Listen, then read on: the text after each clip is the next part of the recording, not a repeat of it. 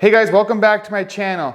So if you follow me on Instagram, and if you don't, you should, just look me up, Wes Hamstra, that's all it is, just my name. You would have seen that I'm making a live edge table, and I had to fill in a bunch of voids with some epoxy. Now that the epoxy has cured, I need a way to flatten this, and obviously I don't have a planer this big, and I also don't have the room for one that big or the budget. And I did some looking around on YouTube, and I came across a jig for your router to flatten this. So in this video, I'm going to attempt to make one of those jigs, and we'll see how it goes. I'm going to be building most of this jig from this 3/4 inch sheet of plywood. We're going to start this project off at the table saw, and we're going to cut 3 strips off of our 4x8 sheet of plywood at 8 feet long by 8 inches. You'll see why I'm making the bottom supports 8 inches when this is all done. You'll understand why.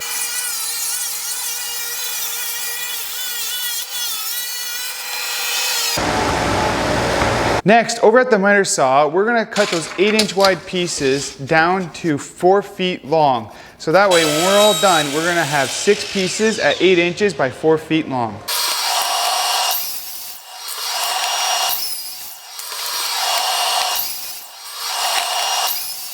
Next, we're gonna sandwich 2 of the 4-footers together, and we're gonna glue and screw them together, and we're gonna make sure that we keep the screws close to the end and at the top. We're not gonna put any screws along the bottom.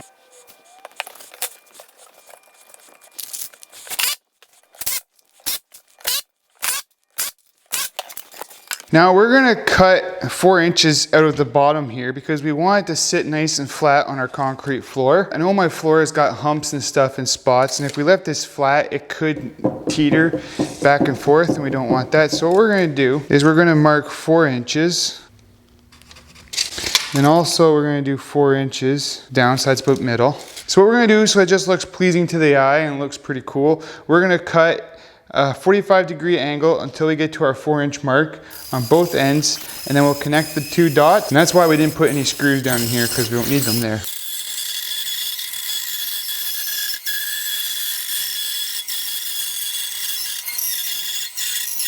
Now that we have our bottom supports done, it's time to make the rails that our router sled is going to ride on. We're going to cut 6 of those off of what we have left of our 4x8 sheet of 3/4 inch plywood.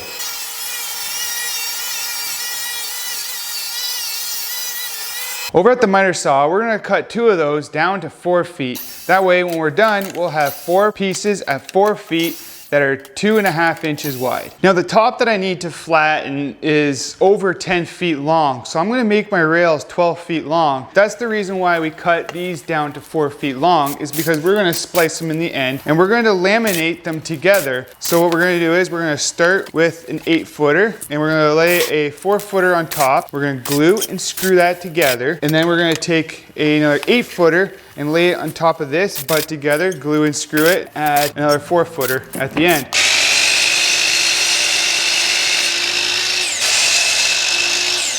Now that we finished making the rails, we need to make the brackets that are going to connect the rails to the bottom supports. We're going to use what we have left of our plywood, and we're going to cut 10.5 inch long pieces off of this, and we're going to cut 6 of those.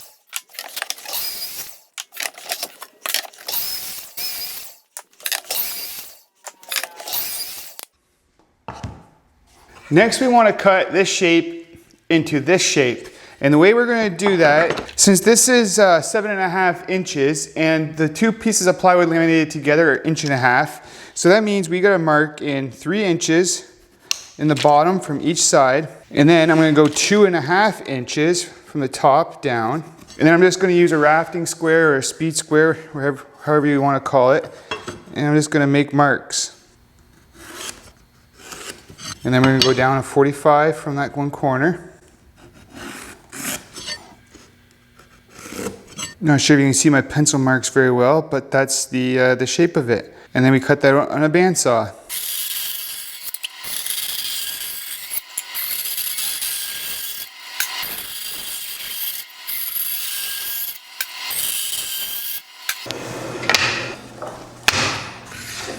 Now that we have this shape cut out, we now need to cut 6 pieces of wood that are 1.5 inches by 8 inches long. And we're going to do that using the table saw and the miter saw. Now we're going to take our bottom supports and we're going to take these goofy looking things and we're going to screw them on the ends like this and make sure that they're fairly square and even with the sides. And we're going to glue and screw them on the ends on all of them. And once we have all the ends screwed on, we're going to take the 1.5 by 8 inch piece and we're going to glue and screw it on just like so. Next, we're going to attach our rails. You can actually place your rails wherever you want, wherever you need them. And I actually made some pencil marks already, and I'm going 1'3" from the ends. And we're only going to screw these on because I want to be able to take this apart for easy storage. And just make sure everything is flush. When building something like this, consistency is the key to having a successful flat surface when you're done.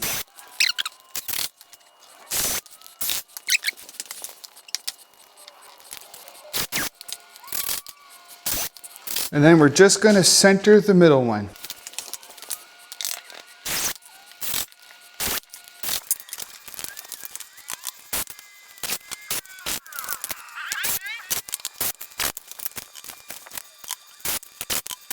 Now with that done, it's time to make the sled for the router. The router I'm using is the Dewalt DW618, so all the measurements that I'm going to be giving you for the sled are going to be based off of this router. If you have a different router than me, you're going to have to make the sled to fit your own router. For the bottom of this sled, I'm going to use this piece of melamine shelving, and I've chose to use that because it's got a nice slick surface on there. The router will move on it real nice. And I'm going to use some Baltic birch for the sides. We're going to cut our melamine down to 7.5 inches wide. Next, we're going to cut 2 pieces of Baltic birch plywood at 3 inches wide.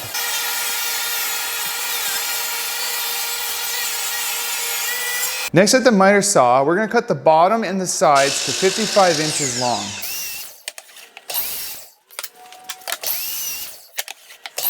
Next, we're going to screw the sides onto the bottom, and this is going to help keep it nice and rigid and flat.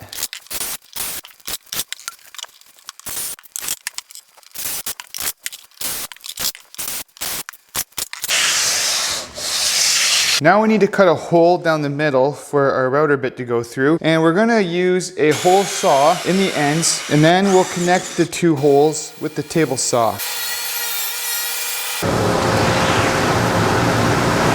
So next we're going to add these blocks to the ends, and we're going to let them hang down about 3/4 of an inch, and that is going to stop the router sled from eventually falling off the rails and damaging the workpiece. So this is just going to be kind of a little extra piece of insurance. Now with the construction of our router flattening jig completed, we now need to lift this really heavy table onto the jig. Yay, we're levitating. See, I didn't have it quite balanced, but that's okay. I just need Al's mom to sit on that side. That's a Home Improvements reference there if you guys have never seen that. Okay, we're just gonna wheel this out of the way.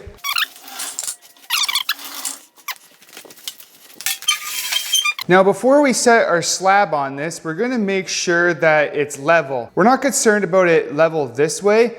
We're concerned about it being level this way. It looks like I just need to put a little shim in that one corner.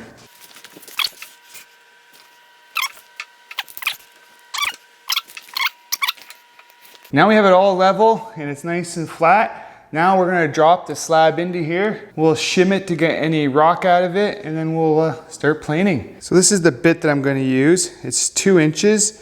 And it has a 1/2 inch shank that'll fit my router. I bought this on Amazon for $20 Canadian, so we'll see how it holds up.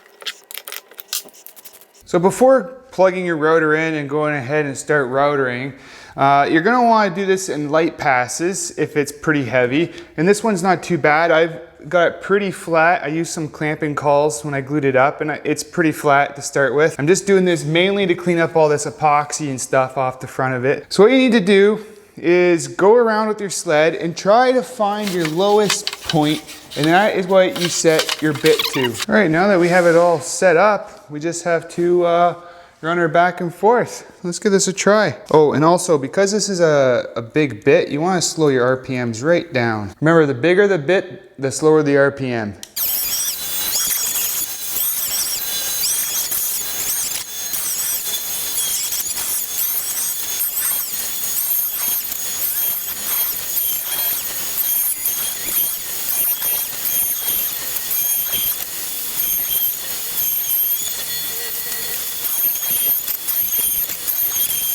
So that is it for this project. I have to say, this is probably the biggest jig that I have ever made. I'm super happy with how it's working, and it's actually going pretty quick. I did about maybe 2.5 feet in about 10 minutes. And yeah, it's performing way better than I thought it would. So I'd like to thank you guys for watching, and if you're new to my channel, I encourage you to hit that subscribe button, hit the notification bell so you never miss when I upload a new video, and like always, we'll see you in the next one.